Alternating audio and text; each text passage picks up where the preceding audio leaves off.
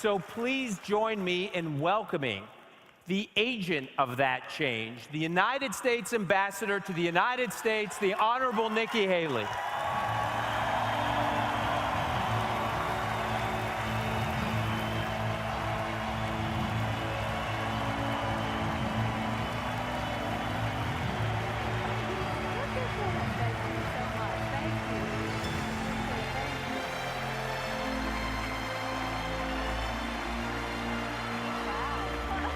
You.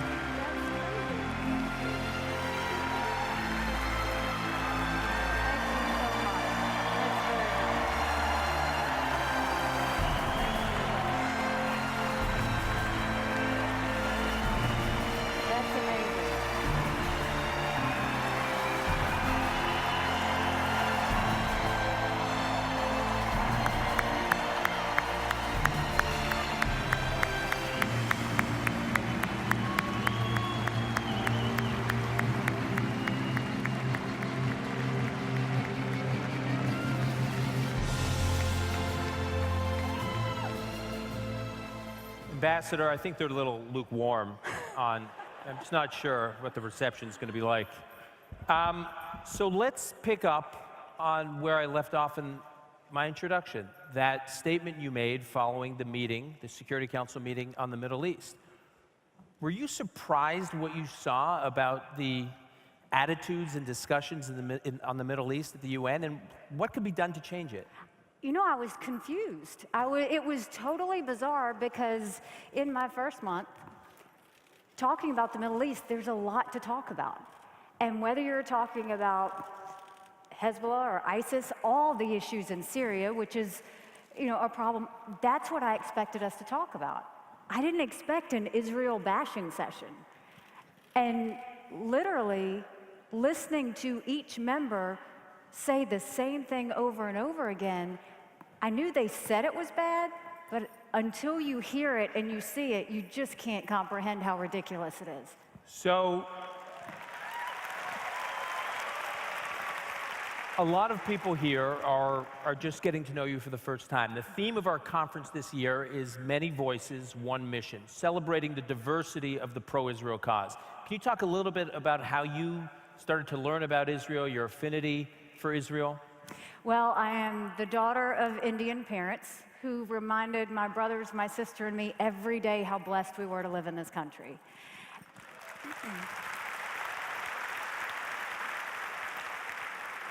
And the truth is, I have seen so many similarities between the Israeli culture and the Indian culture. We're very close-knit. We love our families. We have a strong work ethic. We believe in professionalism and philanthropy and giving back. It's very true. So that's all the good things. We're aggressive, we're stubborn, and we don't back down from a fight. So it's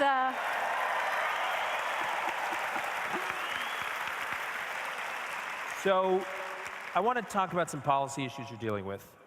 You recently said that any resolution of the Syrian civil war should not leave Iran in any control of territory or influence in territory where it could pose a threat to America's allies, including Israel. So from your perspective at the UN, what is the attitude about the enforcement of the Iran deal and how to hold Iran accountable? Most importantly, how to hold Iran accountable for the deal and for the threats it's posing? It's concerning, and the reason it's concerning is because when the Iran deal took place, all it did was empower Iran, and it empowered Russia. And it emboldened Iran to feel like they could get away with more. You can put sanctions on a country. To take sanctions away, it's very hard to go back and put sanctions back on. So what we have said is we're going to watch them like a hawk. We're going to make sure that every single thing they do is watched, processed, and dealt with. But my concern is you are seeing a lot of love for the Iran deal in the Security Council. And that's unfortunate. And why that was ever allowed to go through, why that was ever passed is beyond me. I mean, it's terrible.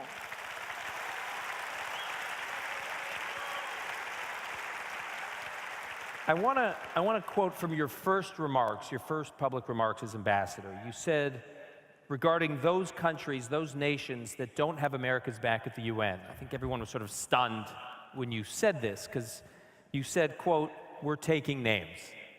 You said,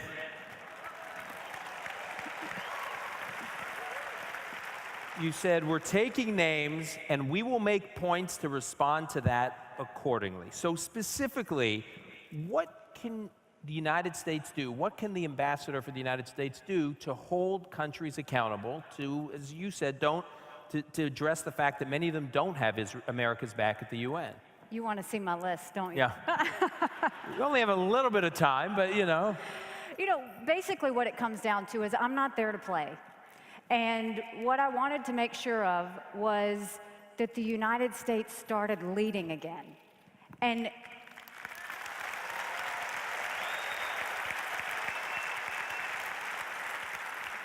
leading isn't saying and doing things when it's comfortable.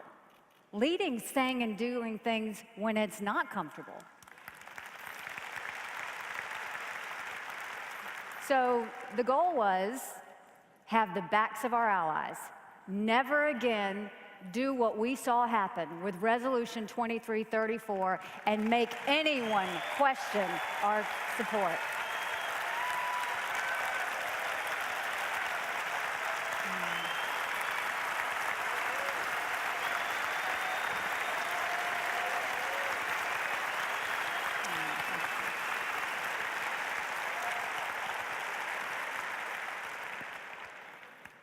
When Resolution 2334 happened and the U.S. abstained, the entire country felt a kick in the gut. We had just done something that showed the United States at its weakest point ever. Never do we not have the backs of our friends. We don't have a greater friend than Israel.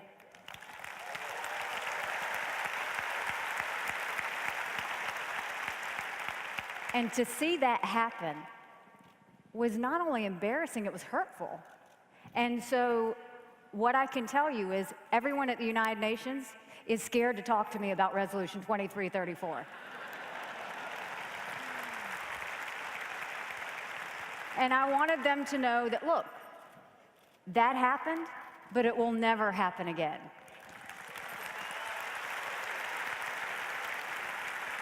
So to answer the question on what can we do at the UN, we can do a lot.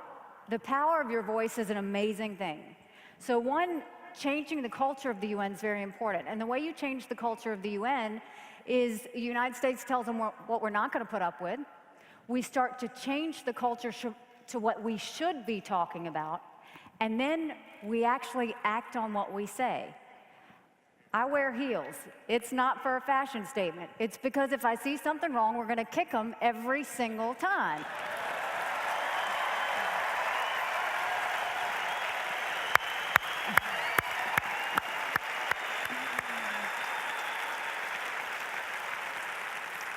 So how are we kicking? We're kicking by, number one, putting everybody on notice, saying that if you have our back, we're going to have the backs of our friends, but our friends need to have our back too. If you challenge us, be prepared for what you're challenging us for, because we will respond. The next thing we did was we said, the days of Israel bashing are over.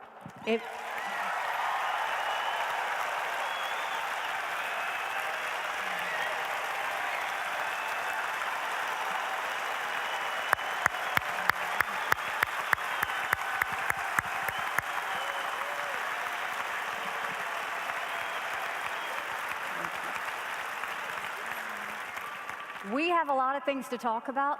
There are a lot of threats to peace and security, but you're not going to take our number one democratic friend in the Middle East and beat up on them. And I think what you're seeing is they're all backing up a little bit. The Israel bashing is not as loud. They didn't know exactly what I meant outside of giving the speech, so we showed them. So when they decided to try and put a Palestinian in one of the highest positions that had ever been given at the UN, we said no, and we had him booted out.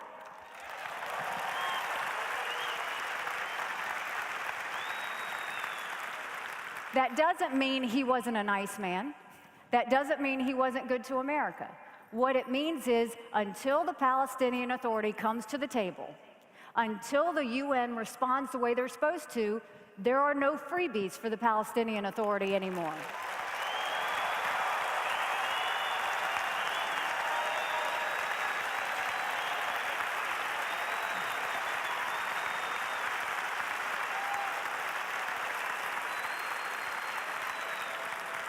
So then they tested us again. And a ridiculous report, the Falk report, came out. I don't know who the guy is or what he's about, but he's got serious problems. Goes and compares Israel to an apartheid state. So the first thing we do is we call the Secretary General and say, this is absolutely ridiculous. You have to pull it. The Secretary General immediately pulled the report. And then the director has now resigned.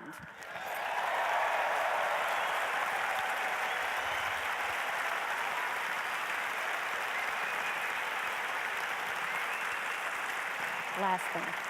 So for anyone that says you can't get anything done at the UN, they need to know there's a new sheriff in town.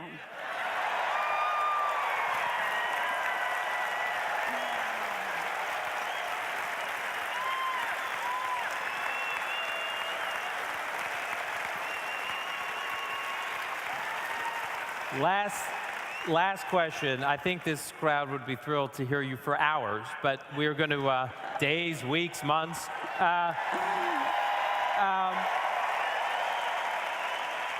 You, when you were governor of South Carolina, signed into law the first anti-BDS legislation signed in any state capital in South Carolina, any state capital in America. This is an issue that is close to your heart.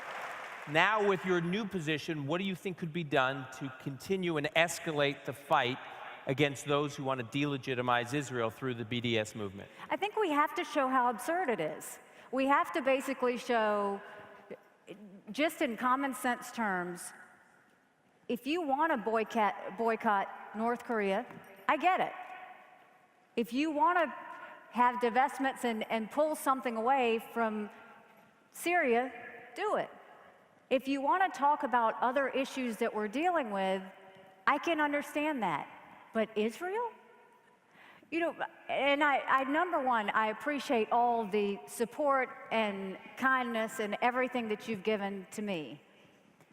But all I did was tell the truth.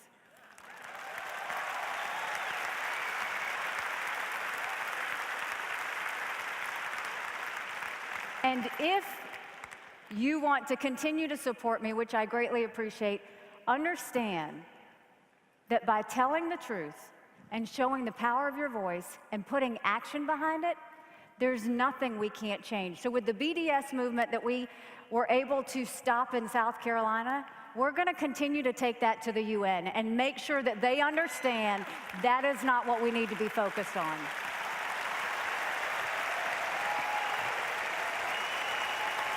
Well,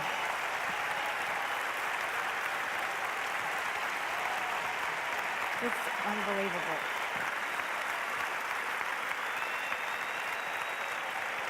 I think you'd agree, folks. Oh, that's so nice. Thank you. Thank you very much. I think you'd agree. A refreshing voice for America to have at the United Nations. Please join me in thanking the Honorable Nikki Haley.